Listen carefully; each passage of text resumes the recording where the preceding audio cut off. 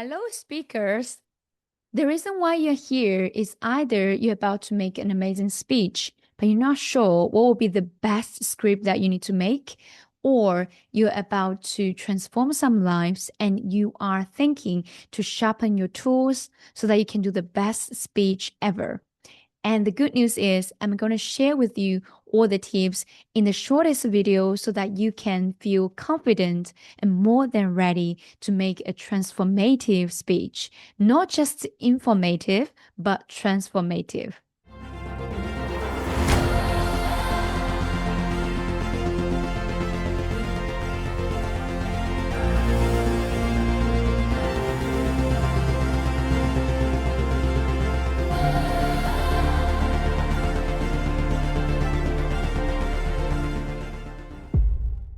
You may say, why, Kristy? Why you're the person to tell us what to do? The reason is very simple. When I was born, I wasn't gifted as a speaker. In fact, I was shy. I couldn't speak to people and couldn't speak much at all. I couldn't even say anything to a stranger. But as time goes by, everything changed. And the reason why I'm here to share with you the secret is because, first of all, I have learned so many lessons that I paid a lot of money through my failure and through those awkward moments. I want to share with you one story. There's a time I was so excited. I was always on the stage and I was great when it comes to being an MC. And so once there's a community gathering and one of the community leaders said to me, "Hey, I love your story. I love everything you do. You look so successful. I want to invite you to make a speech in this coming up gathering with all the community members." I was like, wow, that's awesome. I was so excited. I was passionate. And I started to prepare the long speech that probably turned to 4 pages. And I was like, yes, that's what I'm going to tell them. I want to tell them everything. And that moment taught me something really bad. It feels like this. I want you to imagine this. You come to my house for lunch or dinner, and you said, Kristy, I'm ready. I'm hungry. Serve me some food. And imagine I grab you burger and like 20,000 different things on one table.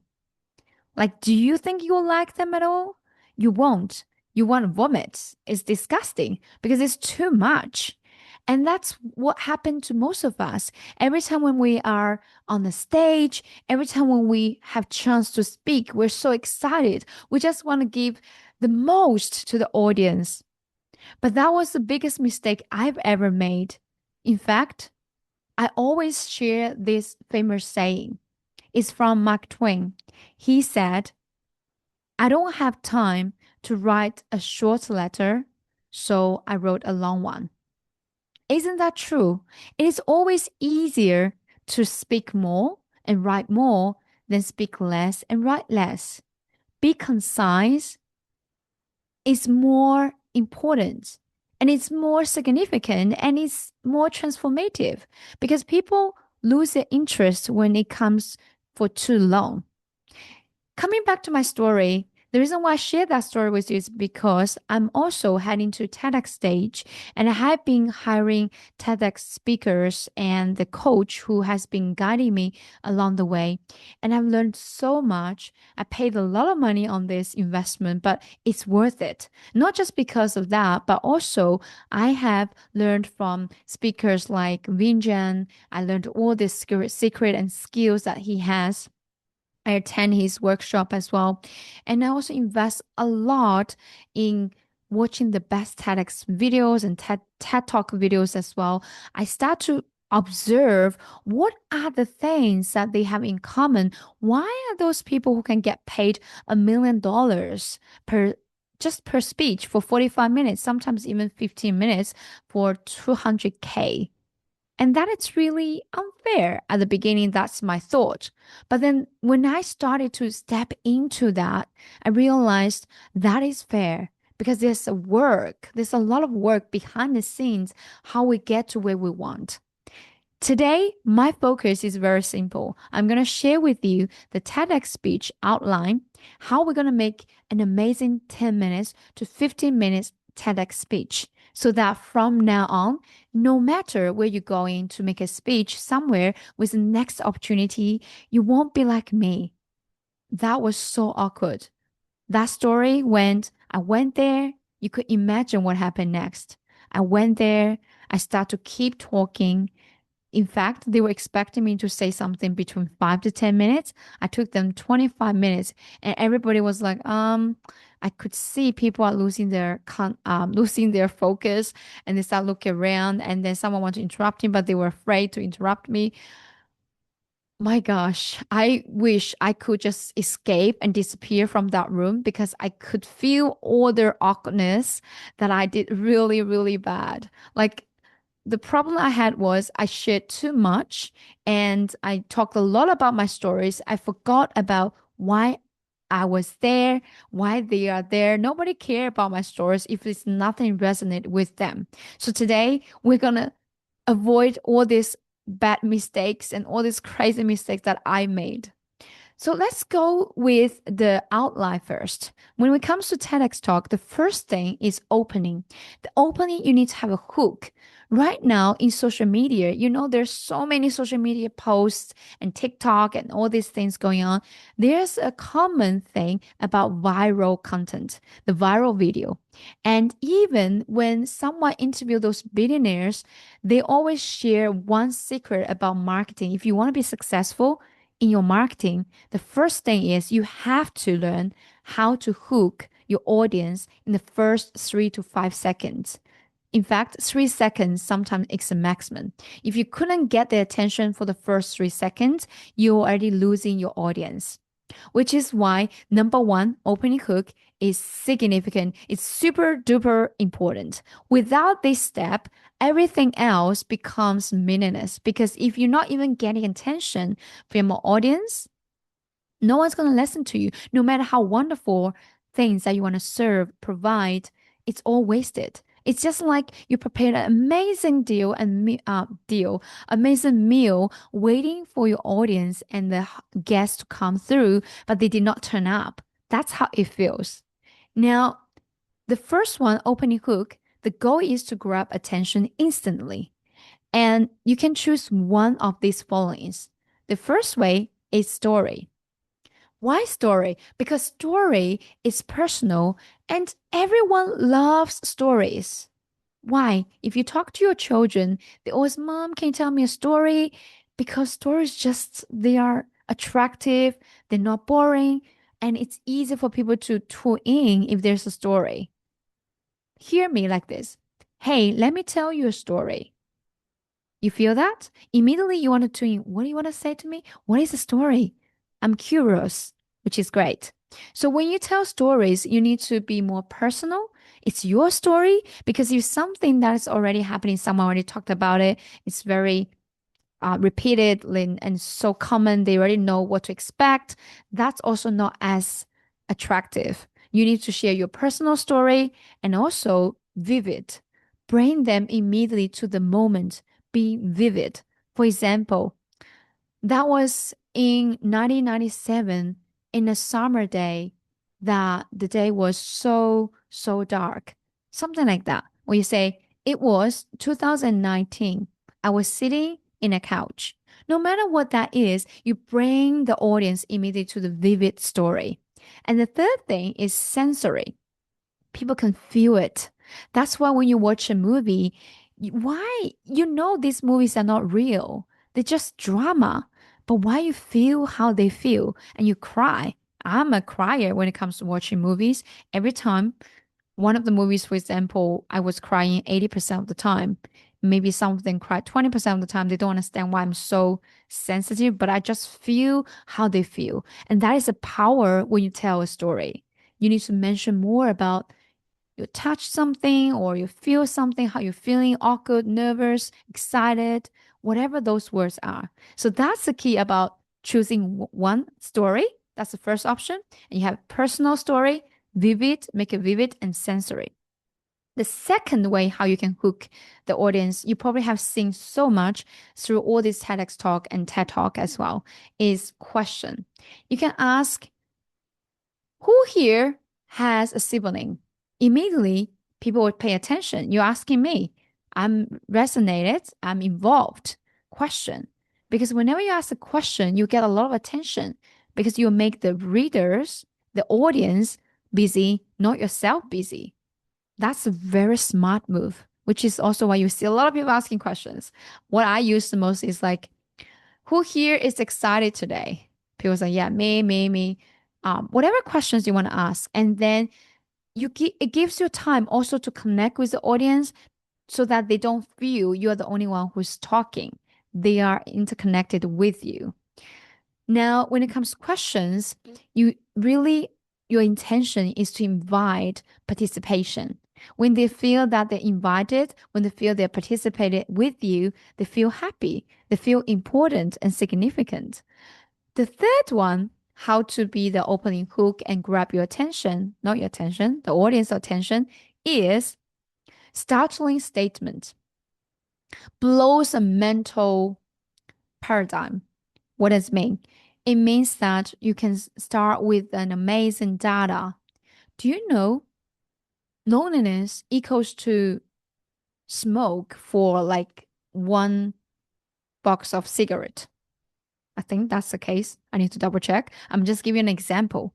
When you say that, immediately you grab everyone's attention. Oh, really? That's interesting. I've never heard that. That's great. That's one of the ways. All good. So opening hook, go grab attention, choose one of the story, question, or stalling statement. That's it. Now, here are some examples you can go grab from TEDx Talk or TED Talk on their channel on YouTube. Simon Sinek start with why. He start with question and then inquiry to reframe your purpose. That's how he does. And then Jill Boren Taylor, stroke story. He start with a powerful personal narrative. You can go there and search for this one. Now, to conclude, the first part is to get audience inside your talk before content arrives. It's like someone is walking by your house. You want to invite that person to try your food or eat something with you. Say, hey, are you hungry? That's a question, right? Imagine that. That's how it is. Let's move to the second point. The second thing we need to have, the first part, we grab attention. The second one is problem statement. This is my biggest mistake. When I make a speech before, I keep talking about stories and it becomes too long. People start lose their attention and they're like, oh, it's getting boring. How long the story is going to be? They will lose their interest. And if you start with immediately a problem, then people say, oh, I do have that problem. I'm wondering what you're going to share with me because I feel the pain. Here's the thing. If a donkey who is not thirsty, there's no disrespect. The audience are not the donkeys, but it's a great demonstration. If the donkeys are not thirsty, no matter how much you pour them to drink water, they won't drink. This is the way how you remind them, make them thirsty, is to create the thirst. That's a problem statement. So one sentence that names a pain or tension. What is your main topic? What are you going to share with the audience today? What's the solution that you're going to share with them? What's the pain linked to this solution you want to share? That is the pain you want to share immediately here on the second part. And examples like for my talk, which I'm about to deliver soon, I'm talking about interconnection. I would say we've forgotten the language of connection. And that's the problem I want to drive into the picture so that before my other things I want to deliver, they understand, oh, this is what the pain is. Or also something like logistics is invisible, but it determines life outcomes. That's something I want people to feel the pain that people underestimate logistics industry and things like that. Or it can be, as I said, people think people pay attention to what they eat daily as food, but they forgot that they did not pay attention to the spiritual food and the mental food that they're eating, what they put into their mind. because those things are more damaged than just physical food. That can be another pain statement. And the third one is through line. What does through line mean? Your speech is central truth. One sentence that never changes. You start from the beginning and in the middle and somewhere else and at the end. That's the best part when you want to be an expert as a speaker. You will see that why you feel like everything connected so perfectly. It's because there's a through line connected from one chapter to another chapter. Well, when you make a speech, please don't make a chapter, it's too long. But I'm saying one small part for the next part, next part. There's always something that's connected, and that is your main topic as well. Think of this like, for example, my talk is about justice is the universal language of connection. And think of this like a spine, right? Every story, data point, and metaphor ties back to this. No matter you're talking about the beginning as a hook, in between you share something, a story, or later you have some data supporting documents and the points, or later you also want to conclude something, they're all linked to this backbone. That's called through line. And next point is you need to build the problem. So you already mentioned the problem, but the problem is not as severe. So people won't pay much attention. So yeah, everybody has that problem. I'm okay with it. So they start to lose attention again. In order to grab their attention back, you should then build the problem, make it even bigger. For example, I was talking about earlier about if you eat the spiritual food, you get a spiritual result.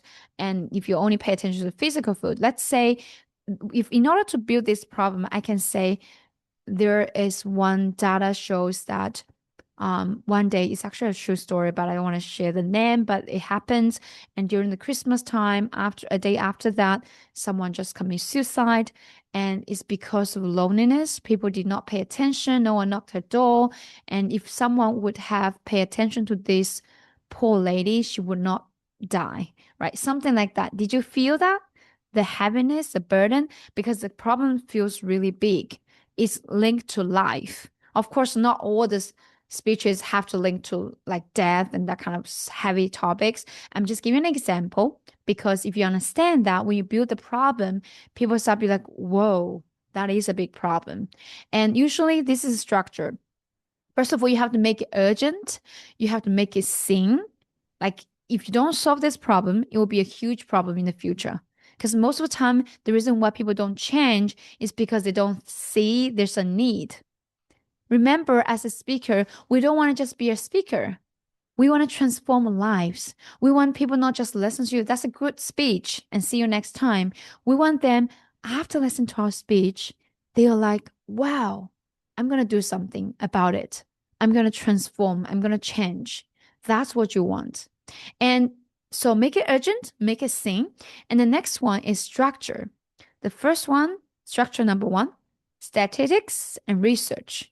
You can have some factual gravity, whatever the scientific research. Nowadays, finding research is way easier than before. And second is story. You have an emotional story in between after the research. So it's like, oh, wow. Not just you saying about it, you also, your story is proving what it says on the research. And that make it even stronger and make people to see the problem. And thirdly is bridge to urgency. What happens if we ignore it? Ask yourself that question. What happened if we ignore it? Why it works? Because here is the logic. You have balanced mind with the logic, and then you have heart, emotion, and then you have body, urgency. Many people make decisions based on different preference. Some people are very logical. They make decisions based on logic. Some people are more emotional. They just feel like it. They'll make a decision. And some people are more practical, body urgency. That's why when we add all these structures there, we can touch the majority of the audience, hopefully every single one of them. But remember, it's impossible to delight everyone. In fact, the best speaker in the world will, they say, if you're not offending anyone through your speech, you're not making a good speech. And that's true, my friend. Now, I give you an example TEDx talk using this structure. If you can search Hans Rosling, the best statistics you've ever seen. That's the topic and title. You can search it on YouTube and you'll see this speech. Now, next part. Once we have the problem, the next thing is solutions. Don't just fix the problem, show hope. If you keep talking about, oh my gosh, it's the end of the world, we're dying. And then what? Nobody's gonna feel inspired, encouraged after this speech. They're just gonna go home and waiting for death, which is really sad. That's not what we want. We wanted to bring hope. A great speaker always brings hope for the future and exciting people and bring that excitement and also inspire them, empower them. That's what we want. So the next thing is about solutions.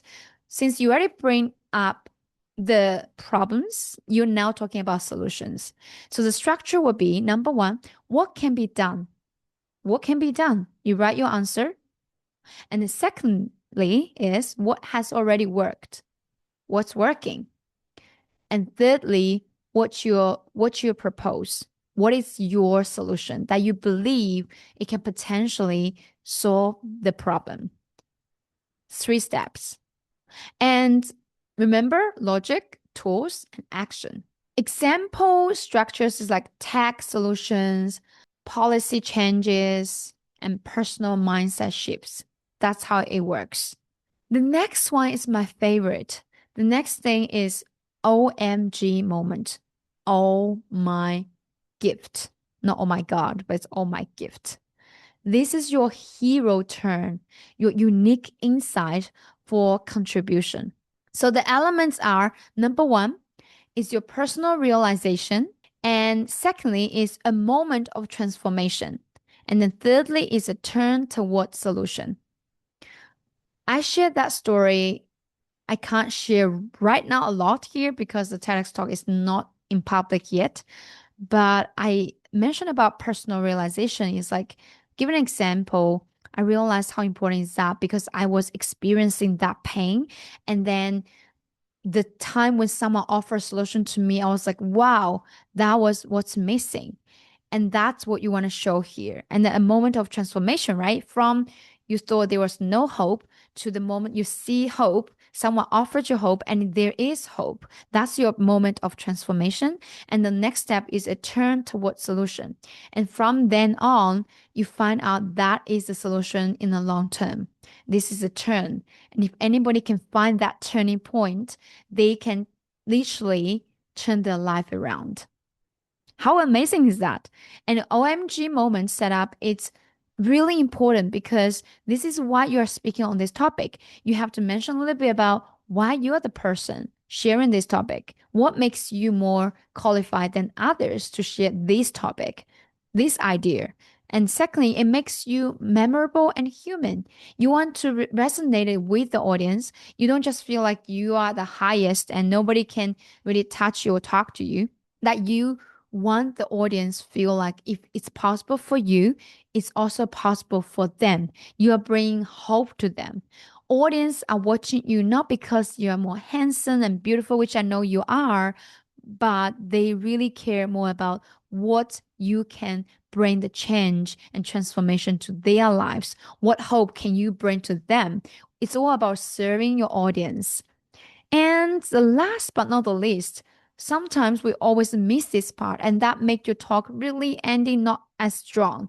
And I made that mistake before, is to call to action. You have to end up with some action plans, what you can do to do that in the future. You finish this talk, what can they take away from your talk? So this is an example. It's not we must do this, we must do that. Do you think people will listen to you and say, you must do this, you must do that? You already lose your audience. They're not going to listen to you. Because the truth is, we all have ego. We will all have pride. We don't like to be told what to do. But what we do like is to be influenced And there's a huge magic in influence. And you want to be the influencer when you're on the stage. You want to influence them to make a decision. And I want to share this story, which is really funny. But that's the perspective story. I'll share later. Let me finish the call to action first. So here is what you can do tomorrow. Instead of saying we must, you say, here is what you can do tomorrow. Give them something they can consider. It's up to them if they want to do it or not. And the structure is like, let's conclude the call to action. The structure is number 1, take away action. What are the action they can take away? Number 2, reflective question. What can you do tomorrow since you already have the answer with you? Let them think. Let them think about, yeah, you're right. I need to change. Rather than, this is what you can do. You go and change it. You lose your audience, they won't listen to you. And thirdly, big picture invitation. How can you show them the big picture in the future? You know, the most powerful speech, which you guys all know, is Martin Luther King. He was making that speech, I Have a Dream. Everything he said did not happen back then, but he took all the audience to the future. He bring them to the invitation in the big picture in the future. He's a visionary. He shows a picture to all the people who are listening. This is the same thing for you. What a moment when you're on the stage. You can paint that picture to all the audience. Guys, if we do this from tomorrow, this world, imagine this. It'll become so beautiful. Everything will change for the better. How beautiful is that? And that is a call to action. If you want to find examples, you can go to Fluency in Global Connection Begins at the Kitchen Table, which is the one I make the speech on TEDx Talk, which is not coming up yet if you are watching this video right now, but you might already can find it on TEDx Talk page and on the YouTube channel. Go and listen to my speech. That will help you to understand how I draft my speech for this as well. Now to conclude, this is the framework map. Let's recap. Intro with hook, problem statement at throughline, building the problem, which is data, research, and story, and urgency. Next, solutions. Solutions including practical, proven, inspiring. And then OMG, oh my gift moment. Hero moment, you are the hero. Why you're the person who can share that. Insight, transformation. Then the last part is call to action. Call to action includes clear next steps, reflective question, and that's it. Here you are, you have now the secret that it might cost you $100,000 or whatever money to pay to find someone to guide you for writing the best TEDx and TED Talks script. And you have it right now with 10 to 15 minutes. You have the wonderful speech ever in the world. And I hope, my friend, you will get paid to 200,000, 1 million, or even more per talk in the very near future. And thank you so much for watching. I can't wait to hear from you. And also, if you can tag me when you finish a speech or share with me your video, I would love to hear from you. If this video has helped you, I'm here to serve you. Thank you so much for tuning in, and I'll see you on the next video. Bye.